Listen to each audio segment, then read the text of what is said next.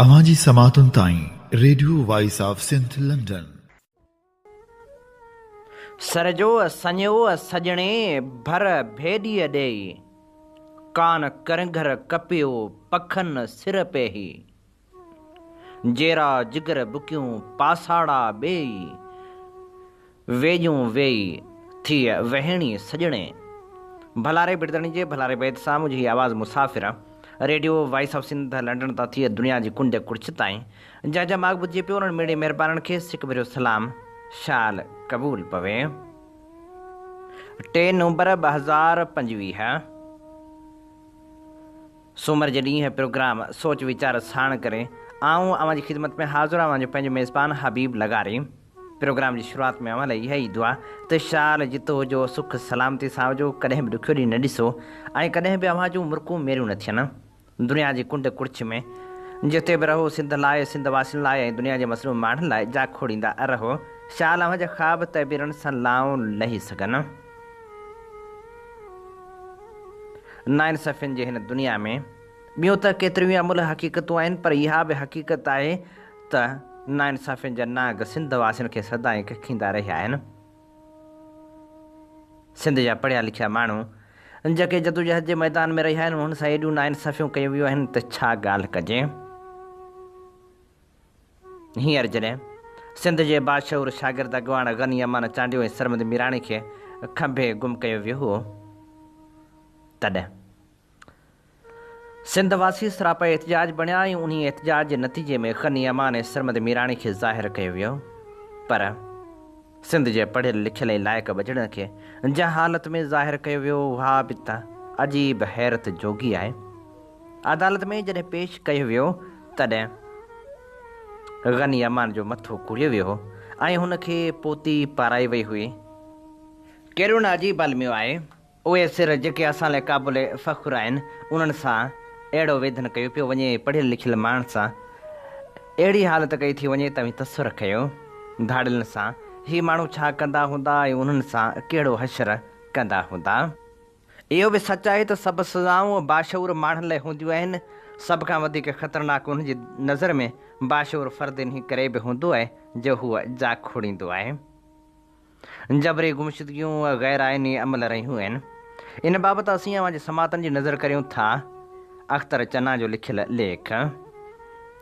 सिंध में जबरी गुमशुदगियुनि जो सिलसिलो घणे अरसे खां वठी जारी आहे। मीडियाई इतलाहनि मूजिबि त ताज़ो ॾाॾू जखराणी सरमद मीराणी ऐं कुझु ॾींहं अॻु गनी अमान चांडियो जंहिंखे कराची जे हिकु निजी अस्पताल मां ग़ाइबु कयो वियो। टिन्ही कारकुननि जो तालुक़ु धार तंज़ीमनि सां हो। सरमद मीराणी गनी अमान चांडियो बि मंज़र आम ते अची चुका आहिनि ऐं ॾाॾो जखराणी बि आज़ादु थी चुको आहे। पर जेकॾहिं नज़र डोड़ाइजे त सरमद मीराणी खे उनखां अॻु बि 2022 में संसाबाणे शहर बाडह मां पेपर ॾियण दौरान खंभियो वियो हो। कुझु वक़्त खां पोइ खेसि ज़ाहिर करे जेल मोकिलियो वियो हो। ॾिठो वञे त सॼे मुल्क में सियासी हवाले सां वॾी बेचैनी पखिड़ियल आहे। KPK, बलूचिस्तान, गिलगित ऐं कश्मीर जी सूरत हाल बि का ख़ासि बहितर न आहे। सिंध में हर गुज़रंदड़ ॾींहुं हालतूं बद खां बदतर थींदियूं पियूं वञनि। बज़ाहिर त जमहूरियत आहे पर हिते लाक़ानूनी जो राज आहे। 26 तरमीम खां पोइ अदालती निज़ाम बि तमामु घणो मुतासिर थियो आहे। अदालती निज़ाम एतिरो त कमज़ोर आहे जो माण्हू सदियूं पुराणे जरगाई निज़ाम खे बहितर सम्झी रहिया आहिनि। थाणा हर हिकु शहर में प्राइवेट माण्हुनि जे हवाले थियल आहिनि। माना त पुलिस जे सॼे सारे इदारे खे मुकमिल तौर ते सियासी कयो वियो आहे। सिंध में गुज़िरियल 18 सालनि खां वठी PP जो इक़्तिदार क़ाइमु आहे। को बि इदारो सिधो कोन आहे।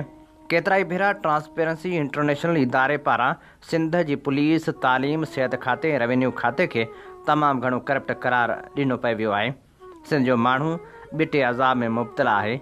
नई PP दाद रसी पई करे, नई वरी वफ़ाक़ी हुकूमत वरी उल्टो सिंधी माण्हुनि जी मंशा ऐं मर्ज़ी जे ख़िलाफ़ु घणे वक़्त खां वठी सिंध दुश्मन माना त तकरारी मनसूबनि ते अमल पेरा आहे। वरी हाणे SIFC नाले इदारो जोड़ियो वियो आहे। सिंध जे ज़मीननि ऐं मैदनी वसीलनि ते कब्ज़ो करण जी कोशिशि कई पई वञे। मुल्क ठाहिण खां वठी सिंध सां माटेली माउ वारो सलूक कयो पियो वञे। सिंध जे पाणी ते धाड़े खां वठी मैदनी वसीलनि ते ॼण त सिंध जे माण्हुनि जो को बि हक़ु कोन्हे। वफ़ाक़ी इदारनि में नौकरियुनि जी कोटा ते अमल न पियो थिए। सिंधी ॿोली जी अहमियत ख़तमु थी रही आहे। 5000 साल पुराणी क़ौम जी ॿोली खे क़ौमी ॿोली जो दर्जो ॾिनो नथो वञे। मुल्क ठाहिण खां पोइ जेके क़ानूनी आइनी तरह हक़ सिंध खे मिलियल हुआ उन्हनि खे बि न पियो ॾिनो वञे। नौकरियुनि वारी कोटा ते बि अमल न पियो थिए। सिंध जे सियासी शऊर जे आवाज़ खे ॿुधण बजाए उनखे ताक़त जे ज़ोर ते वॾी बेरहमी सां कुचलियो पियो वञे।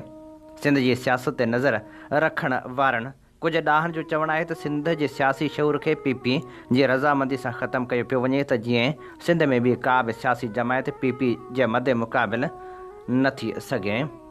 माना त सिर्फ़ु पीपी खे ई पार्लियामानी सियासत करण जो हक़ आहे। बाक़ी उन जे सभिनी मुख़ालिफ़ उमेदवारनि नतीजा तब्दील करे कंहिं बुरी तरह हारायो वेंदो। जमहूरियत में हर कंहिंखे हक़ आहे त उहो कहिड़ो बि नुक़्ते नज़र रखी सघे थो।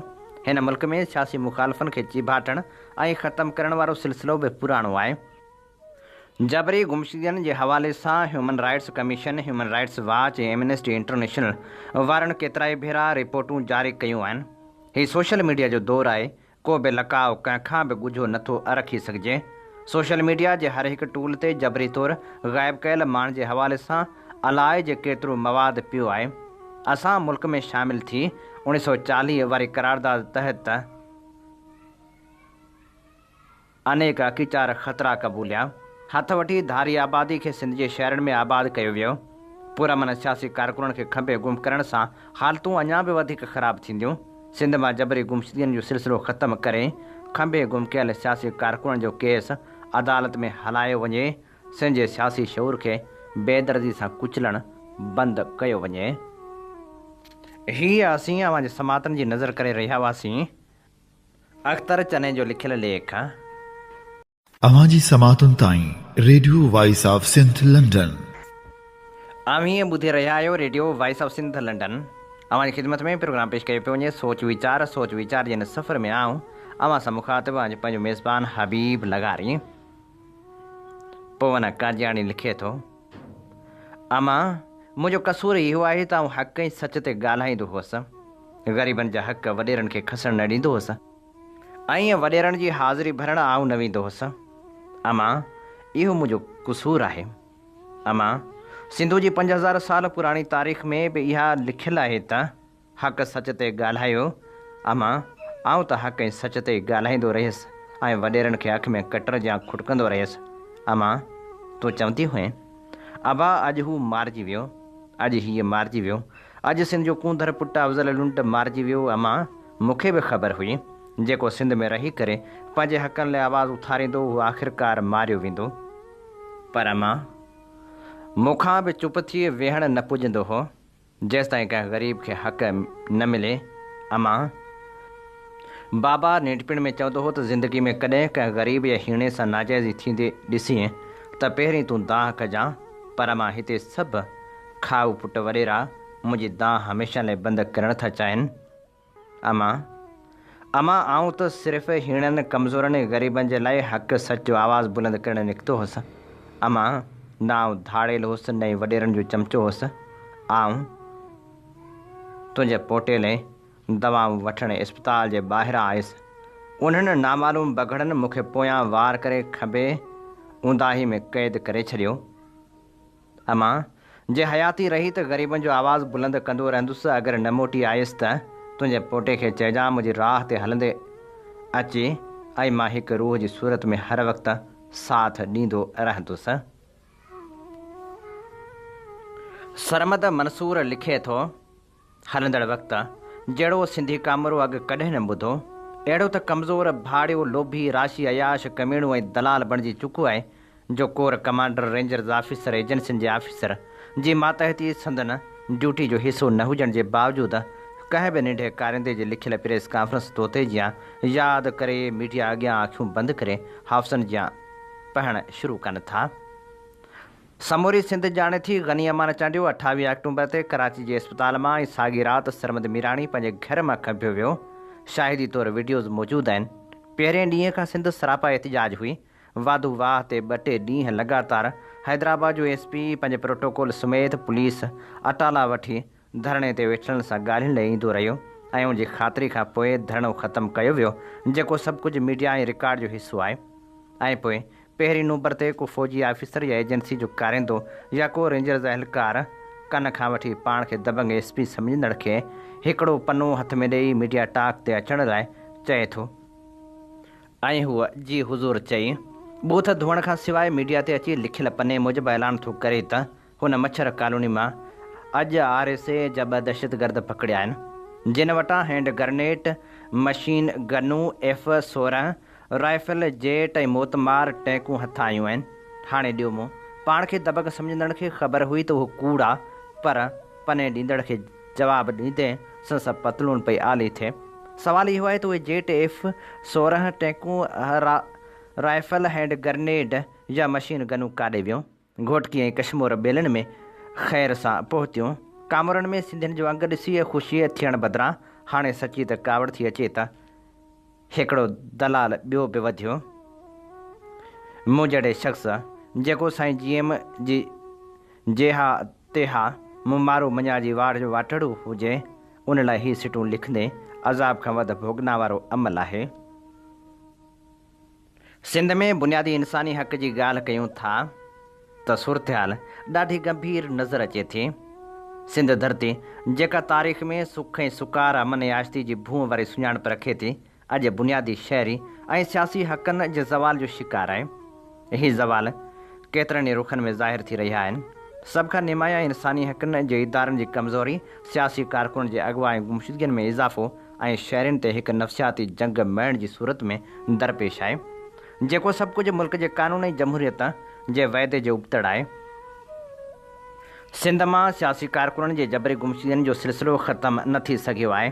ताज़ो ॿिनि नौजवाननि गनी अमान चांडियो ऐं सरमद मीराणी खे खंभियो वियो आहे। गनी अमान चांडिए खे इस्पताल मां गिरफ़्तार करे गुम कयो वियो आहे, जंहिं ख़िलाफ़ सिंध में एहतजाज हलंदड़ आहिनि।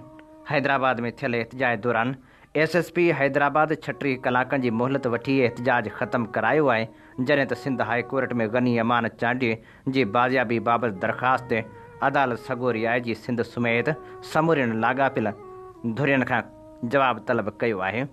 हूं त HRCP समेत सिंध में केतिरा ई इंसानी हक़नि जा इदारा आहिनि।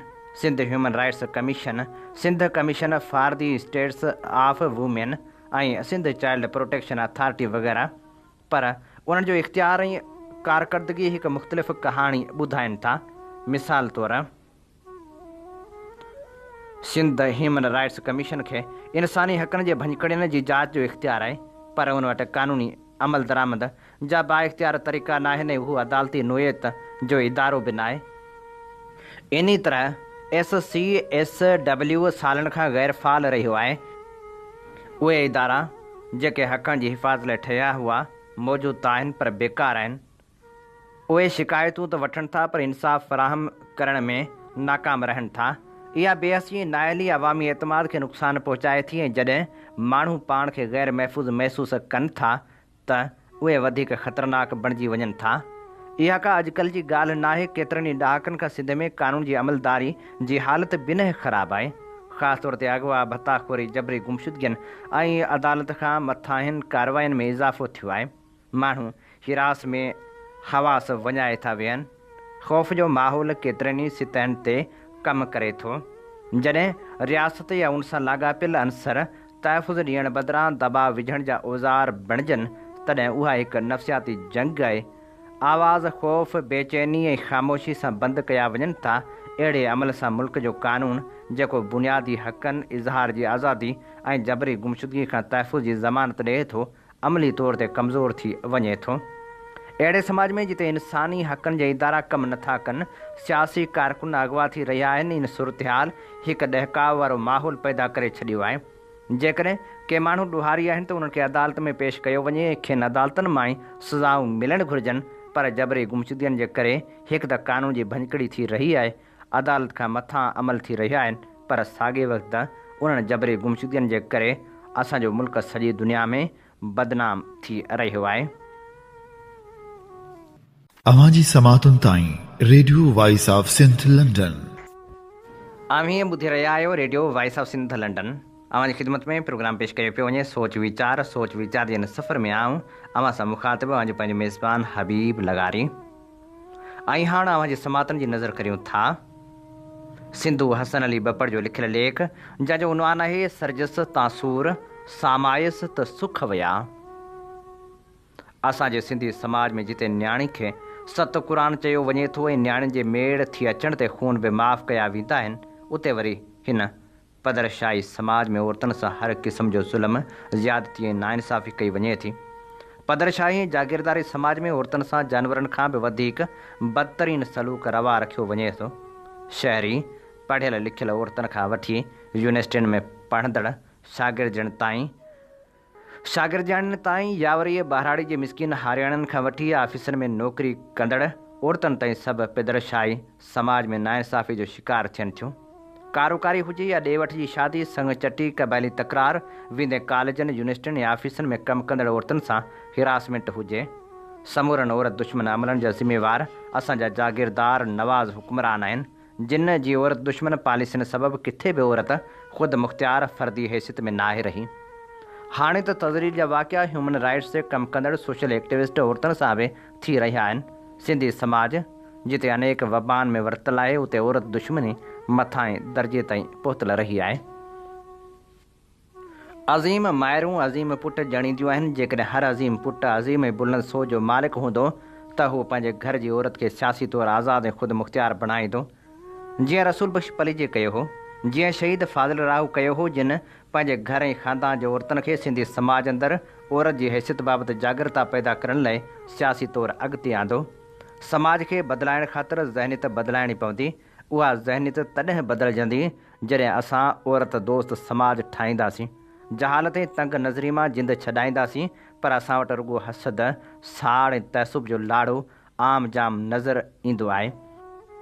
इहो बि केॾो वॾो अलमियो आहे जो शल न का पढ़ी लिखी औरत ॿाहिरि निकिरे, कंहिं सियासी इल्मी अदबी प्रोग्राम में वञे, पोइ ॾिसो संदन तरक़ी पसंदी पिया औरत खे तकींदा त ॿिए पासे पाण खे सिंध जे दर्दनि जो अलम बरदार पिया महसूसु कराईंदा रहंदा। ॼण त संदन इल्म जा सभु दरवाज़ा ई हुननि ते खुलनि था, जॾहिं त संदन पहिरीं तरजीह औरत जी किरदार कशी हूंदी आहे। सिंध अंदरि इक़्तिदारी ऐवाननि ते 15 सालनि खां क़ाबिज़ सियासी पार्टी जेका इक़्तिदार में अचण ख़ातिर वोट बि औरत जे नाले ते हासिलु करे थी, पर उन पार्टी हिन महल ताईं औरतुनि जी बराबरी त परे जी ॻाल्हि थी, पर उन जी भलाई ऐं जियापे लाइ को बि अहिड़ो फलाही प्रोग्राम ऐं मुस्तक़िल रोज़गार नाहे ॾिनो जंहिं मंझि औरत पंहिंजी इज़त सां पेट पाले सघे। पर वेतर बेनज़ीर इनकम सपोर्ट प्रोग्राम जे वसीले औरतुनि जी तज़लील कराईंदा, जॾहिं त उन प्रोग्राम ज़रिए औरत जी जेका तज़लील कई थी वञे उनजो मिसाल दुनिया जे कंहिं बि मुल्क में नथो मिली सघे। उन प्रोग्राम तहत सिंध जी इज़तदार ऐं बहादुर औरत खे पीनू बणाइण जो सहयोग कयो थो वञे। सिंध में हिन वक़्तु अवामी तहरीक ऐं सिंधियाणी तहरीक खां सवाइ ॿी का बि तनज़ीम अमली तौरु मैदान ते नज़र न ईंदी। सिंधियाणी तहरीक हिन वक़्तु शहर ऐं ॿारहाड़ी जे औरतुनि मंझि सचाई सां सियासी ऐं समाजी जागरता लाइ मैदान अमल में आहे। असां बहितर समाज तॾहिं ठाहे सघूं था जॾहिं समाज जो हर फ़र्द ईमानदारी सां अज़ीम पुट बणिजी ॾेखारे। हीअ असीं अवां जे समातनि जी नज़र करे रहिया हुआसीं सिंधु हसन अली बपड़ जो लिखियल लेख। नाम्यारे शाइर अयूब खोसे लिखियो, गद्दारनि जी सियासत आहे, गद्दारनि जी सियासत आहे, छा त वतन जी हालत आहे, ख़ुशबूअनि खे खंजर सम्झनि, ज़हनी ख़ौफ़ ज़लालत आहे, ऊंदाही जी हैसियत कहिड़ी उभरियल बाख बग़ावत आहे, पंहिंजी दिला दीबल धरती, पंहिंजी इश्क सकाफ़त आहे, तुंहिंजो बुणी मिटिजी वियो, ॻाढ़ी झोक सलामत आहे, ज़ुल्फ़नि जूं हुबकारूं आहिनि, कजरियो हुसन करामत आहे, ज़िंदाननि में खिलंदड़ आहियूं, जीजल झोल इनायत आहे, जीजल झोल इनायत आहे। एडवोकेट मोहम्मद ख़ान शेख लिखे थो, समूरी दुनिया अहिड़े कुदे अमल ते ददकार करे रही आहे त हिकु नौजवान शागिर्द अॻुवाण जंहिंजो ॾोह बि सिर्फ़ु इहो आहे त हुनखे सुठो ॻाल्हाइणु अचे थो, जंहिंखे शाह लतीफ़ सम्झाइणु अचे थो, जंहिंखे यज़ीदियत ऐं हुसैनियत में फ़र्क़ु सम्झाइणु अचे थो, जंहिंखे अहिड़ी तालीम वतन सां इश्क सेखारे थी, इंसानियत सां प्यार सेखारे थी, ॾाढ जे साम्हूं ॻाल्हाइणु सेखारे थी, कूड़ ऐं सच में तमीज़ सेखारे थी, हक़ सच जी राह ते हलणु सेखारे थी उहो ॾोह आहे ग़नी अमान जो, जेको इन हालत में त संदसि प्राइवेट इस्पताल मेमूना इस्पताल कराची में इनक्यूबेटर में आहिनि। पोइ बि हिकु ॾींहुं पहिरियां शागिर्दनि खे अहिड़ो दर्स ॾिए थो जो असां पोढ़नि ते बि असरु करे थो छॾे। अफ़सोस असांजे बासलाहित नौजवाननि खे अहिड़े शऊर रखण जी सज़ा ॾिनी पई वञे। अहिड़नि सभिनी खे छूट मिलियल हूंदी आहे जेके ॿ नंबरी हूंदा आहिनि, मगर जिन जो ईमान पको हूंदो आहे उनखे ईमान ते हलण जी सज़ा ॾिनी वेंदी आहे। अञा ग़नी अमान जो ॾुख हलंदड़ हो त वरी राति देरि सां हिकु ख़ूबसूरत नौजवान सरमद मीराणी खे संस घर जी चादर ऐं चार दीवारी जो तख़्तुस पैमाल करे खंभे गुम कयो वियो। होॾांहुं इस्पताल जो समूरो अमलो, डॉक्टर, मरीज़ ऐं स्टाफ अञा ताईं उन हिरास मां कोन निकिता आहिनि त कीअं रियासती इदारनि इस्पताल मां ॾींहं ॾिठे जो ॿिनि नयनि ॼायल न्याणियुनि जे पीउ खे ईअं खंभियो। अवांजी समातुनि ताईं radio voice of Sindh London. आम हीअं ॿुधी रहिया आहियो radio voice of Sindh London. अवांजी ख़िदमत में प्रोग्राम पेश कयो पियो वञे सोच वीचार जिन सफ़र में आऊं अवां सां मुखातिब आहियां पंहिंजो मेज़बान हबीब लगारी। साईं मुंहिंजा इहो बि केॾो अलमियो आहे जो सिहत जे सहूलियतुनि जी अणहूंदत रही आहे, पर केतिरियूं बीमारियूं पखिड़िजी रहियूं आहिनि। ख़ासि करे मच्छरनि जे आज़ार जे करे डेंगी वायरस ॾींहों ॾींहुं वधंदो पियो वञे ऐं उन सां गॾोगॾु मलेरिया पिणु वधी रहियो आहे। कहिड़े शहर जा पेरा खणिजनि ऐं कहिड़े जा न खणिजनि। सच त इहो आहे जो सॼी सिंध जी सूरत हाल इहा ई साॻी आहे जहिड़ी टंडे अलहयार ज़िले जी आहे। टंडे अलहयार मां सोबिया खोसो लिखे थी। टंडो अलहयार हिन वक़्तु तेज़ी सां पखिड़िजंदड़ बीमारी डेंगी वायरस जे वर चढ़ियल आहे। हर रोज़ु नवां केस ज़ाहिर थी रहिया आहिनि। उहो वायरस शहरनि खां थींदो ॻोठनि ताईं पहुची वियो आहे। ज़िले में मुतासिरनि जो अंगु वधी 30 ताईं पहुची चुको आहे, जंहिंमें ॿार, औरतूं ऐं नौजवान शामिल आहिनि। इहा सूरत हाल न रुॻो ख़तरनाक आहे, पर इंतिज़ामी ऐं सिहत खाते जी नाअहली जो खुलियल सबूत पिणु आहे। हिन ख़तरनाक हालत जे बावजूदि न ज़िले सतह ते को हंगामी क़दम खयो वियो आहे, न यूसी सतह ते मच्छरमारी स्प्रे थियो आहे। चंबड़ तालुके जे ॻोठ नज़र रिंद में 4 माण्हू डेंगी में मुब्तला थी चुका आहिनि, जिन में 2 नौजवान छोकिरियूं ऐं 2 छोकिरा बि शामिल आहिनि, पर इंतिज़ामिया ऐं सिहत खातो अञा ताईं बेहस बीठल आहे। ॻाल्हि रुॻो हिकु ॻोठ जी न आहे, पर समूरे चंबड़, टंडे अलहयार शहर ऐं ॿिनि यूसियुनि में सफ़ाई जे निज़ाम जी आहे। सफ़ाई जो निज़ाम मुकमल तौरु नाकाम थी चुको आहे। नालनि में गंदो पाणी, खॾनि खामनि में बीठल पाणी ऐं गंदगी जा ढेर मच्छरनि जी नस्ल वधाइण जा मर्कज़ बणियल आहिनि। मच्छरनि जे आज़ार खां माण्हू रातियूं जागी गुज़ारनि था। ॿार ऐं बुज़ुर्ग बीमारियुनि में मुब्तला थी रहिया आहिनि, पर हुकूमती इदारा ख़ामोश आहिनि। DHO टंडो अलहयार खां जॾहिं सूरत हाल बाबति पुछा ॻाछा कई वई त मालूम थियो त मच्छरमारी स्प्रे लाइ दवा ई मौजूदु न आहे। सोचण जी ॻाल्हि आहे त जॾहिं बीमारी पखिड़िजी रही आहे त ज़िले जो मुखिया सिहत खातो बग़ैर दवा जे कीअं वेठो आहे। छा उन्हनि खे माण्हुनि जे ज़िंदगियुनि जी का परवाह न आहे। उन्हनि खां बि वधीक अफ़सोस जोगी ॻाल्हि इहा आहे त यूसी इंतिज़ामिया पिणु पंहिंजे इलाइक़े में मच्छरमारी स्प्रे न कराए सघी आहे। यूसी सेक्रेटरियुनि ऐं चेयरमैननि खे माण्हुनि जे मसइलनि सां को बि वास्तो न आहे। न सफ़ाई थी रही आहे, न स्प्रे, न अवामी आगाही मुहिम। कागज़नि में रिपोर्टूं ठाहियूं पियूं वञनि, पर उनजी हक़ीक़त सां को बि तालुक़ु न आहे। ॻोठ नज़र रिंद जे रवासियुनि जो चवणु आहे त केतिरा ई ॾींहं गुज़री विया, पर कंहिं बि सरकारी अमलदार सार न आहे लथी, न स्प्रे थियो, न सफ़ाई। माण्हुनि खे पंहिंजी मदद पाण तहत मच्छरनि खां बचाव लाइ दूंहों दुखाइणो पइजी रहियो आहे। असांखे रुॻो इहो चयो अथो वञे त दवा न आहे, इंतज़ारु करियो, पर डेंगी इंतज़ारु नथो करे। उहो हर घर ताईं पहुची रहियो आहे। हाणे बि वक़्तु आहे त DC टंडो अलहयार, DHO ऐं सभु यूसी सेक्रेटरी फौरी तौरु मुतहरिक थियनि। स्प्रे मुहिम शुरू कई वञे। पाण जेकॾहिं हाणे बि ख़ामोशी इख़्तियार कई त उहो वायरस हर घर ताईं पहुची वेंदो ऐं पोइ असां वटि रुॻो अफ़सोस रहिजी वेंदो, छो जो डेंगी वायरस हिकु ख़तरनाक वायरल बीमारी आहे जेका सीधी तरह माण्हुनि खां माण्हू ताईं नथी पखिड़िजे, पर हिकु ख़ासि क़िस्म जे मच्छर वसीले पखिड़िजे थी, जेको ॾींहं जे वक़्तु वधीक सरगर्म हूंदो आहे। जेकॾहिं उहो मच्छर कंहिं मुतासिर माण्हू खे चक हणे थो त मच्छर पाण वायरस जो ज़रियो बणिजी वञे थो, ऐं पोइ जॾहिं उहो ॿिए सिहतमंद माण्हू खे चक हणे थो त वायरस नए शख़्स में मुंतक़िल थी वञे थो। इन तरीक़े सां डेंगी जल्दी पखिड़िजी सघे थो। हिकु निढड़े ॻोठ जे शहर में बि वबा जी सूरत इख़्तियार करे सघे थो, ऐं हिते बि इहे ख़दशा आहिनि त ईअं ई थींदो। हीअ असीं अवांजी ख़िदमत में पेश करे रहिया हुआसीं सोबिया खोसो जो लिखियल लेख। सिंध जो हारी कार्ड ऐं ख़ुशहाल सिंध जो ख़्वाब जे उनवान हेठि डॉक्टर दिलदार लगारी लिखियो। सिंध जी वॾी आबादी हारियुनि या खेत मज़दूरनि ते मुश्तमिल आहे ऐं हुकूमत वॾे वाक़े दावा थी करे त ज़रायत सिंध मुल्क जी करंघी जी हॾी आहे। हाणे अचो त जाइज़ो वठूं त करंघे जी हॾी जी हैसियत रखंदड़ ज़रायत उनखे कुल्हनि ते खणी जीवत ॾियण वारे हारी सां संदन वहिंवार कहिड़ो आहे। हारी जेको सॼे ख़ानदान समेत ॾींहं राति गर्मी सर्दी ज़मीननि ते ज़राए जी पुखाई उनजी हिफ़ाज़त उनजी गुड पाणी भाण दवा स्प्रे सभ जो ज़िम्मेवार आहे। उन लाइ न वेहण लाइ प्लाट या ज़मीन आहे, न वरी बहितर इलाज, ॿारनि लाइ बहितर तालीम, न ॿी का सहूलियत आहे। जीअं त हारी जी पंहिंजी ज़मीन या प्लाट न आहे, उन लाइ हू रिहाइश जे हवाले सां हमेशह दरबदरी वारी ज़िंदगी घारे थो। सिंध सरकार जेका हारी करे पंहिंजो गलो ख़राब करे छॾे थी त 17 सालनि जे हुकूमती अरसे दौरान हारियुनि लाइ छा छा कयो उन ते बि गौर कयूं था।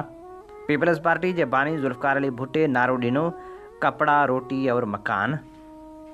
उन जे दौरे हुकूमत ते उन नारे ते केतिरो अमल थियो उनखे छॾे पाण हिन वक़्तु मुसलसिल 17 सालनि खां हुकूमत में रहंदड़ आसिफ़ अली ज़रदारी साहिब ऐं बिलावल भुट्टो ज़रदारी जी हुकूमत में हारियुनि मज़दूरनि सां त वधीक वेधन रहियो आहे, वधीक मुसीबत वारो दौरु रहियो आहे।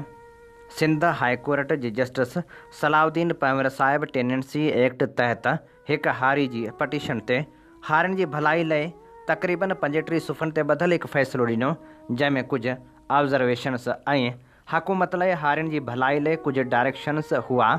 पर जीअं त सिंध हुकूमत जे ऐवाननि में सभु भोतार वेठल आहिनि ऐं जेके ग़रीब हारी खे सुख जो साह खण बि नथा ॾियनि, उन पीपल्स पार्टी जी हुकूमत उन हाई कोर्ट जे फ़ैसिले में ॾिनल डायरेक्शन ते अमल करण बजाए उनखे सुप्रीम कोर्ट में चैलेंज करे छॾियो।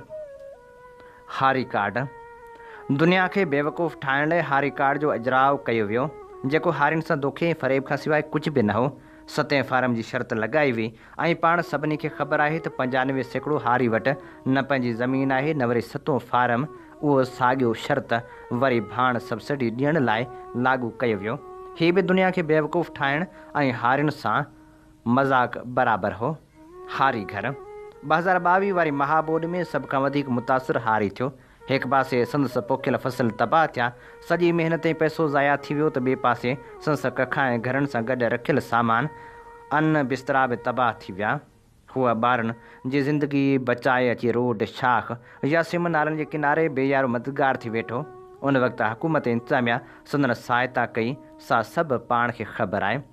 सरकार खेनि घर ठाहे ॾियण जा वाइदा कया ऐं सर्वे जे बहाने 2 साल खेनि आसिरे में रखियो।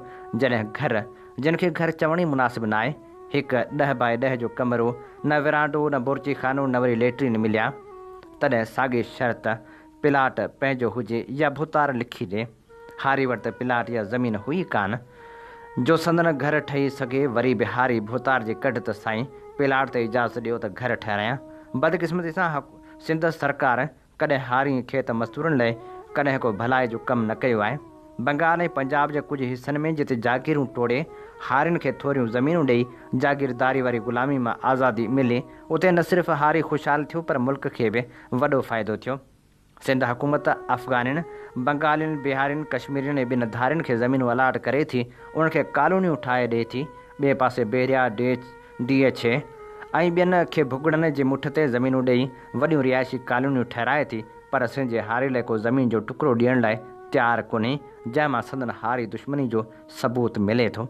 जेकॾहिं सिंध खे ख़ुशहाल ऐं तरक़ी याफ़्ता ठाहिणो आहे त इन जागीरदारी ऐं सरदारी जे नासूर मां जान छॾाइणी पवंदी। हीअ असीं अव्हांजी ख़िदमत में पेश करे रहिया हुआसीं डॉक्टर दिलदार लगारी जो लिखियल ख़ूबसूरत लेख। अवांजी समातुनि ताईं radio voice of Sindh London. आम हीअं ॿुधी रहिया आहियो radio voice of Sindh London. अव्हांजी ख़िदमत में प्रोग्राम पेश कयो पियो वञे सोच वीचार जे हिन सफ़र में आऊं अव्हां सां मुखातिब अव्हांजो पंहिंजो मेज़बान हबीब लगारी। आम हीअं ॼाणो था त असीं radio voice of Sindh London तां अव्हांजी ख़िदमत में उहे प्रोग्राम पेश कंदा आहियूं जिन में सचाई जा सॾ हूंदा आहिनि, जिन में तारीख़ जा अमल वर्क हूंदा आहिनि। असीं चाहियूं था त हीअ सफ़र सफलता माणे, जंहिं लाइ असांखे अव्हांजे साथ ऐं सहकार जी ज़रूरत आहे। असांजा प्रोग्राम वधि में वधि दोस्तनि ताईं पहुचायो।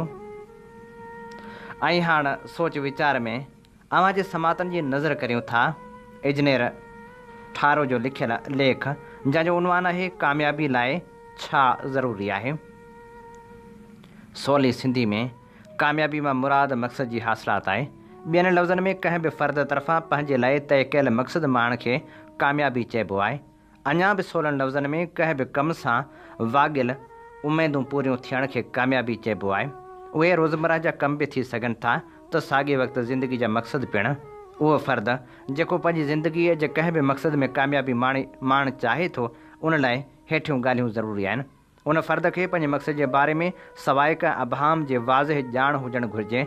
उन फ़र्द खे पंहिंजे मक़सद में कामयाबी माणण लाइ पंहिंजी अहलियत ते मुकमल भरोसो ऐं कामिल यकीन हुजणु घुरिजे। उन फ़र्द लाइ ज़रूरी आहे त कामयाबी माण ताईं तसलसल सां कमु जारी रखे, छाकाणि त उन अमल सां अणावा कम बि सणावा थी वेंदा आहिनि। कामयाबी जे ख़्वाहिशमंद माण्हू खे तख़लीक़ी सलाह जो मुज़ाहिरो कंदे रिवायती तरीक़नि खां हटी करे नित नवां तरीक़ा इख़्तियार करणु घुरिजनि। उन फ़र्द खे कंहिं बि क़िस्म जी नाकामी जी सूरत में पंहिंजे कोताहियुनि मां सबक़ सिखी हिमत खां कमु वठंदे अॻिते वधणु घुरिजे। कामयाबी इंसान लाइ ज़रूरी आहे त हू पंहिंजी ॼाण में हमेशह इज़ाफ़ो कंदो रहे। उन मक़सद लाइ न रुॻो किताब वग़ैरह पढ़ंदो रहे पर तजुर्बेकार माण्हू जी सोबत मां पिराइण खे कॾहिं बि पंहिंजी घटिताई या ऐब न सम्झे। कामयाबी लाइ हर मरहले ते नज़्मो ज़ब्त खां कमु वठणु ज़रूरी हूंदो आहे, छाकाणि त छुड़वागी में सवाइ नाकामी जो ॿियो कुझु बि पले कोन पवंदो आहे। थुल्हे लेखे असीं चई सघूं था त कामयाबी घुरिजा हूंदी आहे सख़्त महिनत, मज़बूत इरादे, नज़्मो ज़ब्त ऐं हिकमत अमली वारी सोच जी। उन लाइ वालदेन खे घुरिजे त उहे पंहिंजी औलाद खे निंढपिण खां ई निढनि कमनि में कामयाबी माणण लाइ हिमथाइनि त जीअं उन्हनि में कामयाबी माणण वारो रुझान संदन ज़िंदगी जी शुरूआती ॾींहंनि खां ई वधे। उन लाइ सरकार खे बि घुरिजे त स्कूली शागिर्दनि लाइ निसाबी किताबनि में उत्साही सबक़ शामिलु करे ऐं ज़िंदगी जे हर शोबे में मुल्क अंदरि ऐं मुल्क खां ॿाहिरि कामयाबी माणींदड़ पंहिंजनि शहरनि खे जोगनि इनामनि सां नवाज़े त जीअं उन्हनि में कामयाबी माणण जो रुझान वधे। उनखां सवाइ वक़्त जी सरकार खे घुरिजे त पंहिंजे सुध समाव जे इदारनि ज़रिए कामयाबी लाइ घुरबल गुरनि खे हर ज़ुबान में आम करे। हीअ असीं अवां जी ख़िदमत में पेश करे रहिया हुआसीं इंजीनियर ठारे जो लिखियल लेख। इन ते ई प्रोग्राम सोच वीचार जो वक़्तु पुॼाणी ते पहुचे थो। पंहिंजे मेज़बान हबीब लगारी खे इन साॻी दुआ सां ॾींदे इजाज़त। वसे भिट तुंहिंजी भलारा सदा, सदा देस परदेस सारा वसन। कॾहिं सिंध सिंजी न मेरी थिए, कॾहिं मुड़ कंहिंजा न मुरझाए अचनि। अवां जी समातुनि ताईं radio voice of Sindh London.